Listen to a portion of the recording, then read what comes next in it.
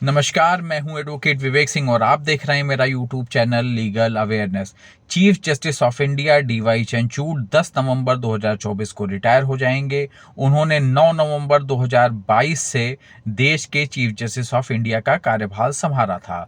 अब ये अगला सवाल उठता है कि अगला चीफ जस्टिस ऑफ इंडिया यानी कि भारत का मुख्य न्यायाधीश कौन होगा। तो सीजीआई बनने के लिए डीवाई चंद्रचूड़ ने ऑनरेबल जस्टिस संजीव खन्ना का नाम का रिकमेंडेशन जो है केंद्र सरकार को भेजा है। केंद्र सरकार अगर उसको मान लेती है तो अधिक संभावना है कि देश के अगले chief justice of India justice Sanjeev Khanna बनेंगे। अब ये सवाल उठता है कि संजीव खन्ना कौन है, उनके बारे में जस्टिस संजीव खन्ना कौन है, उनके बारे में अगर आपको जानकारी लेनी है तो मैं वो उनके बारे में कुछ बातें आपको बता सकता हूं। लेकिन उससे पहले मैं अपनी शुभकामना ऑनरेबल चीफ जस्टिस जो अब रिटायर हो जाएंगे भारत के मुख्य न्यायाधीश डीवाई चंद्रचूड़ साहब को देना चाहता हूं, क्योंकि हम लोग अपने वकालत के शुरुआती दिनों में जब वो इलाहाबाद हाई कोर्ट के चीफ जस्टिस थे तो हम लोगों को उनके सामने बहस करने का मौका मिला। वो जूनियर्स को अप्रिशिएट करते थे काफ़ी ज़्यादा, इसलिए उन्होंने बहुत ज़्यादा हम लोगों का ध्यान रखा, हम लोगों को सिखाया समझाया, जो भी कोर्ट में सिखाया समझाया बताया जा सकता है एक अधिवक्ता को, एक नए अधिवक्ता को। तो उन्होंने हमेशा एक लगाव जूनियर्स के प्रति प्रकट किया है। तो हम मेरी ढेर सारी शुभकामना उनको अपने जीवन के अगले कार्यकाल के लिए है जो रिटायर होने के बाद उनकी होगी, और उनका कार्यकाल मेरी नज़र में बहुत अच्छा बीता है चीफ जस्टिस ऑफ इंडिया के तौर पे। खैर, अब बात करते हैं नए चीफ जस्टिस ऑफ इंडिया के बारे में कि वो कौन है, उनके कौन से बड़े फैसले हैं और क्या विवाद उनके सुप्रीम कोर्ट के जज बनने पर ही क्या विवाद उठ गया था।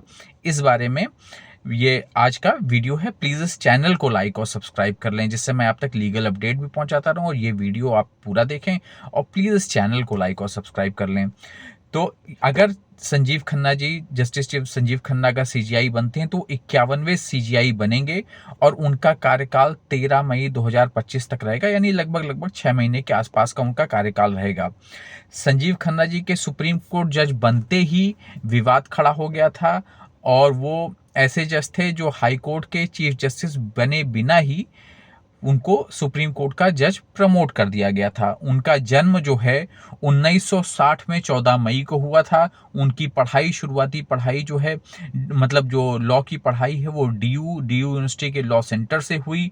1983 में उन्होंने वकालत शुरू की। सबसे पहले उन्होंने 30 हजारी कोर्ट में वकालत शुरू की, उसके बाद हाई कोर्ट में उन्होंने प्रैक्टिस की। उसके बाद उनको जुलाई 2005 में जो है बना दिया गया हाई कोर्ट का जज, और हाई कोर्ट का जज बनने के बाद जो है 2019 में उनको सुप्रीम कोर्ट का जज बना दिया गया। उनके चाचा हंसराज खन्ना भी सुप्रीम कोर्ट के जज रहे हैं। उनके पिताजी श्री देवराज खन्ना भी हाई कोर्ट दिल्ली के जज रहे हैं। अब उनके ऊपर विवाद क्या हुआ, 32 जजों की अनदेखी कर उनको उनको चीफ जस्टिस खन्ना और जस्टिस महेश्वरी को जज बनने का फैसला कॉलेजियम ने, सुप्रीम कोर्ट का जज बनने का फैसला कॉलेजियम ने लिया था, और उस पर बाद में भारत के राष्ट्रपति कोविंद जी ने मुहर लगाई थी। ये विवाद उत्पन्न हुआ था। उसके बाद उस विवाद से काफ़ी कॉलेजियम पे सवाल उठे, विवाद उत्पन्न हुआ क्योंकि उनका जो 33वें पायदान पे थे, तो 32 जजों की अनदेखी करने के बाद उनको बिना हाई कोर्ट का चीफ जस्टिस बने ही उनको और महेश्वरी जी को सुप्रीम कोर्ट का जो है जज बनाया गया। इस पर विवाद काफ़ी कुछ हुआ था। अब बात करेंगे कि इनके बड़े बड़े फैसले कौन से हैं।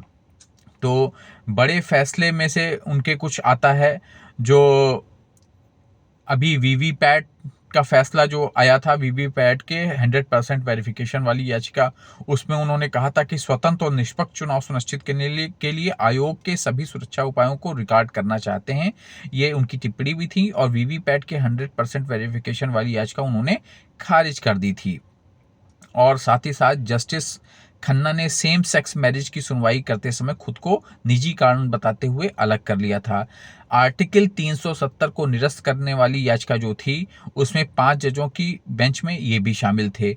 जो इलेक्टोरल बॉन्ड पे जो फैसला आया था, जिसको असंवैधानिक घोषित किया गया था, उसकी 5 जजों की बेंच में जस्टिस खन्ना थे।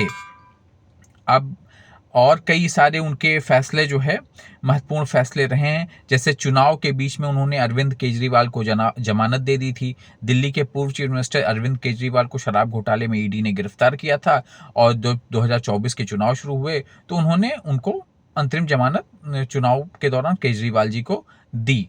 ये भी फैसला बिल्किस बानो का केस में भी सुप्रीम कोर्ट आए तो संजीव खन्ना के पास सुप्रीम कोर्ट की सुनवाई हो रही थी तो ऑनरेबल जस्टिस संजीव खन्ना की बेंच उसमें थी, वो उसमें शामिल थे। बहुचर्चित बिल्किस बानो केस में भी सुप्रीम कोर्ट के जस्टिस संजीव खन्ना के सुनवाई के लिए आया था।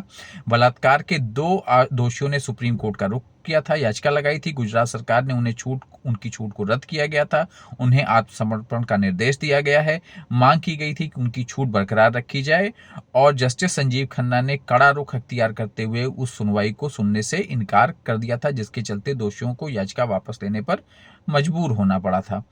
उसके अलावा और भी हिजाब बैन वाला केस, जो मुंबई के प्राइवेट स्कूल का हिजाब बैन वाला केस आया था, वो भी आपके ही ऑनरेबल जस्टिस संजीव खन्ना की बेंच में था।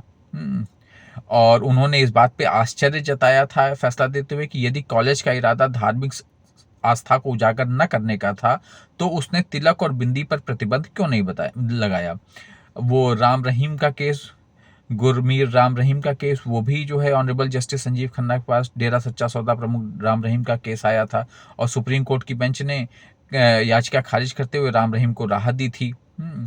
और श्री कृष्ण जन्मभूमि का विवाद, वो भी संजीव खन्ना के बेंच में आया था। उन्होंने याचिका को खारिज कर दिया था जिसमें हाई कोर्ट के आदेश को चुनौती दी गई थी, जिसके तहत हिंदू श्रद्धालुओं द्वारा 2 मुकदमों में मस्जिद समिति के खिलाफ एक पक्षीय कार्यवाही करने का निर्देश दिया गया था। तो इसकी सुनवाई अभी शाही मस्जिद समिति वाली की सुनवाई अभी नवंबर में सुनवाई है इसकी। तो ये कई बड़े फैसले ऑनरेबल जस्टिस संजीव खन्ना के रहे हैं।